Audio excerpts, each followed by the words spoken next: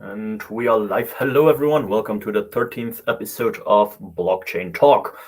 Today's episode will be about Citycoins, what it is about, what they represent, what it is, etc., etc.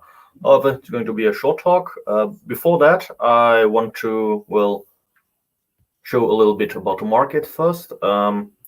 So basically, some good news. It has been a few weeks. And I'm very glad to announce at this current time period, I'm going to put it here in dark mode. There you go. Bitcoin crossed early on this day, last night, the 50K level range. And, I'm going to do a quick market analysis. It has been drawing back towards the 49K levels.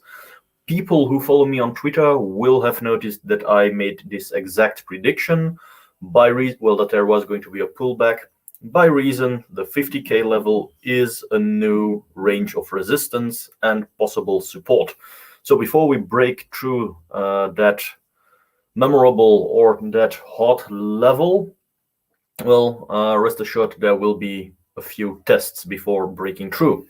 However, and I want to put you guys here in the last 14 days because last week I didn't do an episode. However, do remind yourselves that last week I didn't do an episode. Sorry, 2 weeks ago, I said in order to declare a new leg up or a new bull run, I want to see Bitcoin trading above the 45K level consistently. When I made the prediction, it was somewhere much earlier here. I was a bit afraid and saw a pullback towards 44K, which was still within range. However, managed to continue climbing upward. Now testing the 50K level. We might see a few, retraces and runs a few times before finally breaking through the 50K, if possible. With this, I declare we are in a new bull run. What can I say about the market? Well, not all too much, except for the very fact that currently Ethereum is carrying the market and not Bitcoin. Naysayers will say, yeah, but Bitcoin dominance is established at currently, 42%. Ethereum is only at 17.6%. Do note that market dominance, is only expressed in the amount of value backing the project. Bitcoin has 42% of the entire trillion market that is the cryptocurrency market behind it. Ethereum has only 17% of it. But like I said, it's only about the money backing the projects. Bitcoin is still the biggest. However, what is fueling the market, is Ethereum. How so? I might have explained this in previous episodes. It has to do with the London hard fork, Ethereum becoming more and more scarce. As a result, the entire market is being pushed upwards. Bitcoin also, by reason, a lot of Bitcoin exists in tokenized form on the Ethereum blockchain. It also exists in a wrapped form on a variety of other networks, which are built on the Ethereum network. So if Ethereum starts to rise, Bitcoin will immediately follow suit. Both of them are intertwined. Remember that one. So, is there anything new where it concerns the market? Special news articles? I've got to admit, in the last couple of months, I dare say, there was a lot of things which indicated a bullish uptrend.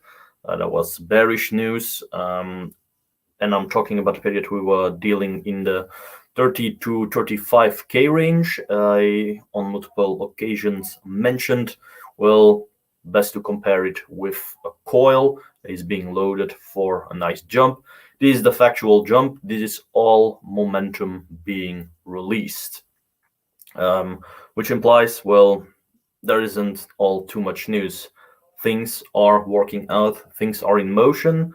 Perhaps some additional better news will come on later, somewhere in September, where normally for Bitcoin, which is also bullish signal, the Taproot update will be launched and implemented. That's also a bullish signal. In a few short terms, Taproot has to do with shortening the transaction size. So transactions are being expressed in kilobytes and naturally stored on the blocks in the blockchain. However, Taproot is a more or less, I'm not going to say forceful update, but a needed update or upgrade on how transactions are being stored on the Bitcoin blockchain, in the sense that, well, it's a second layer solution which will try to lessen the transaction size of a transaction itself. It does so by actually routing and seeing who the various senders are and grouping all transactions from the same sender being made over a short period of time together. This implies that about roughly estimated 25% of blockchain space can be freed up. Well, blockchain space, and I want to say block size being freed up. That's a tremendous update. It implies more transactions can occur on Bitcoin blockchain, and naturally this might actually influence positively transaction speeds of Bitcoin itself. So bullish signal is nice. Anyway, let's get down to business and let's talk about the research. Citycoins. Now, you guys might be wondering, what the hell are Citycoins? Those who view this video with thanks to my tweets will say that, well, will have noticed that I made a few questions, had a few doubts, like saying, is it genuine? Is it a scam? Is it a government trying to get their greedy hands deeper and deeper into the crypto markets? Well, let's introduce what is a Citycoin.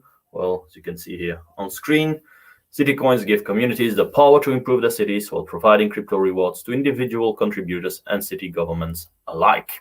So what is it about? Citycoins are nothing more than blockchain-based crypto projects attached to a city.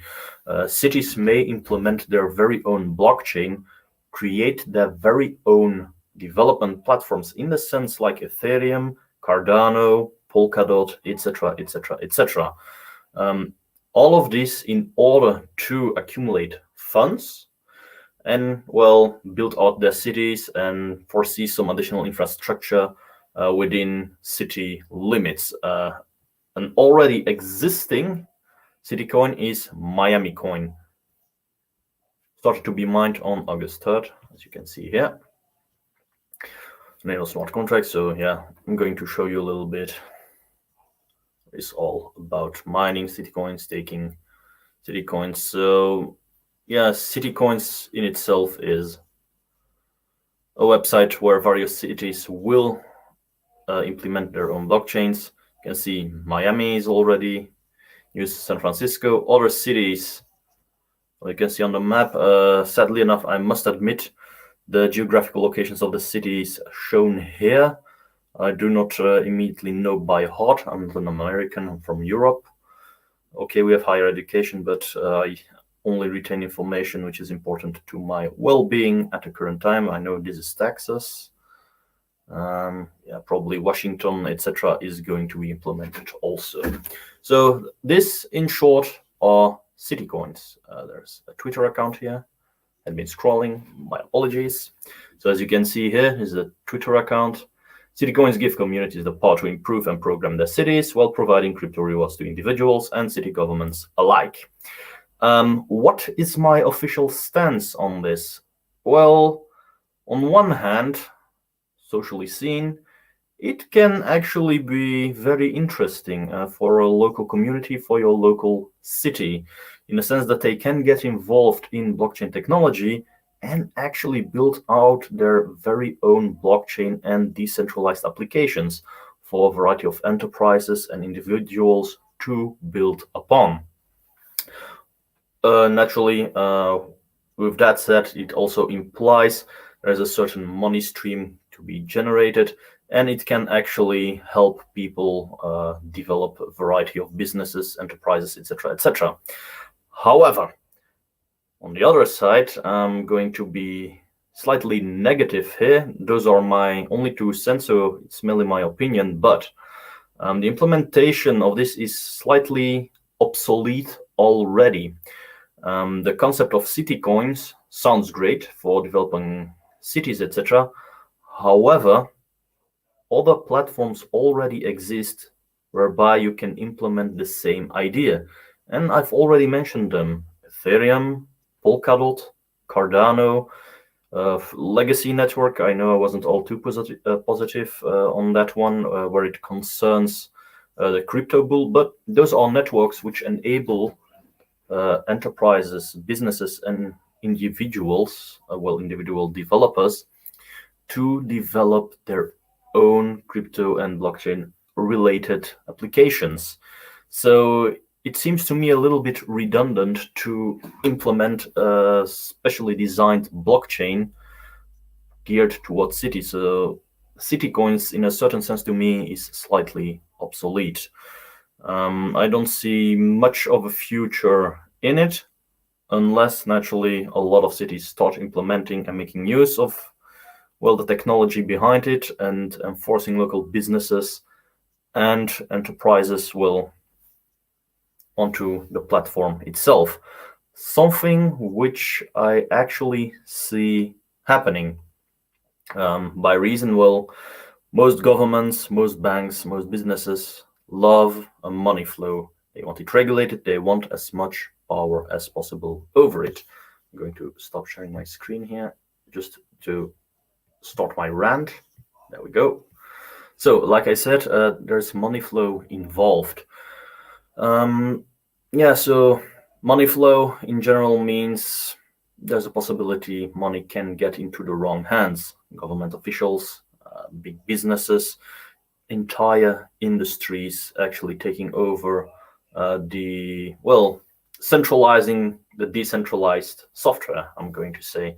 It's a little bit the issue with, a variety of other blockchains I've already done a technical and fundamental analysis upon. But I said, look, it's decentralized technology, it's blockchain. Okay, you need a decentralized community. However, depending on the consensus protocol, and I know with Citycoins I did a preliminary fundamental analysis, there's the use of proof of stake. Proof of stake itself lends itself very well towards centralization. This implies something like Citycoins, they can become centralized, that local governments have full power over their own blockchain. In the case of Miami Coinwell, it will be the government of Miami itself which will have full say about the blockchain. Now, some naysayers might say, yeah, but the individuals, businesses, enterprises, they all can become master nodes in order to, adapt the blockchain itself, as thus you get a decentralized blockchain and no governments saying anything about it. Now, I want to refute that, because by reason proof of stake, anyone can become a master node. By reason, if you start staking, if you have a core wallet, there is no real identification being attached to it. Anyone and everyone can create master nodes, multiple ones on the same name. So what is to stop a government by saying, okay, let's set up a variety of master nodes for businesses, but we keep the keys and we enable the local businesses, their bosses, their employees to make use of the applications they built themselves, but whereby we hold sway over the entire funds. That's entirely possible. It's something which happens off-chain. What happens off-chain has a direct impact on the blockchain itself. So for that reason alone, I'm not really invested into Citycoins. By reason, as aforementioned, there's money flow, and, especially in this setup, proof of stake, high possibility of centralization. I took this subject by reason, it was something BitBoy was once again shilling. Now I thought, I'm going to look deeper into it. And a variety of his points. I believe the main important one was, well, they might have a decent future by reason it puts a step further into, well, mainstream adoption, more on the business financial side, but adoption nonetheless. Those are the type of coins which can skyrocket in the near future. I'm talking within 4 to 5 years. It's a possibility. However, myself, I like my funds, especially when it concerns cryptocurrency and blockchain technology, to be as decentralized as possible, whereby I can put my trust in a big decentralized community and not in a community which is, well, more or less centralized. That's the main reason why I'm going to stay off Citycoins. Now, they are being launched it's very recent. And, well, I'm not planning to invest in it, well, by reason of my, how to say, general rules, which are, well, a project needs to be older than 2 years before I can say, okay, I'm interested. It has had enough time to show its merit, but at the same time, well, I'm lost for words here. Not going to swear. No, what I wanted to say, so yeah, you've got a 2-year period whereby it can show its merit and has had some actual development. Another reason is I always look at the fundamental analysis and technical analysis to see how it is built up. Will it be sustainable long term? And sadly enough, I must say Citycoins is something you're up or it's down. And to be honest, I think it's something which will have a brief period of popularity before it crashes down. It is a nice attempt. It is a worthwhile attempt for communities to build their own blockchains, for mainstream adoption, for cities to get some funds and money rolling into their pockets, which they can use to, well, build out decentralized infrastructure. The concept itself is tremendously nice. I love it. However, where it concerns execution and taking into account, well, human nature, I don't really have a very good eye on it. So you guys can do with this kind of information what you want. Like I said, Citycoins, the concept itself is quite good. However, there are a few things which worry me and make it unsustainable future-wise. So yeah, this is going to be a very short episode of Blockchain Talk. Yeah, I'm going to close down. If you guys have questions or anything like it, post it in the comments down below. I tend to answer all of them individually. I get the necessary updates. So some additional news, forthcoming live streams. Tomorrow there's my Dutch live stream, Crypthusiast. What was it again? Yeah, we are going to talk a little bit about staking and naturally all regulations concerning taxes. It's a Dutch live stream, so if you're a Dutchie, you can easily look in. If you're English, sorry guys for this. Blockchain Talk and Crypto Bull exist. Naturally, if you've got general questions, reach out to me, Instagram, Twitter, Facebook. Don't mind, pose your questions, I'll answer them. Where it concerns another live stream, Crypto Bull is being planned for this Wednesday. So keep an eye out for it and hope to see you guys soon in the next episode. Nice day, guys. Bye.